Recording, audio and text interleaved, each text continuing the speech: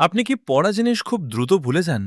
তাহলে আপনার মস্তিষ্কের স্মৃতিশক্তি বাড়াতে এই ৫টি বৈজ্ঞানিক কৌশল কাজে লাগাতে পারেন। ১. পর্যাপ্ত ঘুম। ঘুমের সময় মস্তিষ্ক দিনের শেখা তথ্যগুলোকে গুছিয়ে দীর্ঘমেয়াদী স্মৃতিতে সংরক্ষণ করে। তথায় নিয়মিত পর্যাপ্ত ঘুম খুব গুরুত্বপূর্ণ। ২. Active recall. শুধু বই পড়বেন না, বই বন্ধ করে নিজেকে প্রশ্ন করুন, আমি কি পড়লাম? এভাবে মনে করার চেষ্টা করলে তথ্য মনে রাখার ক্ষমতা বাড়ে।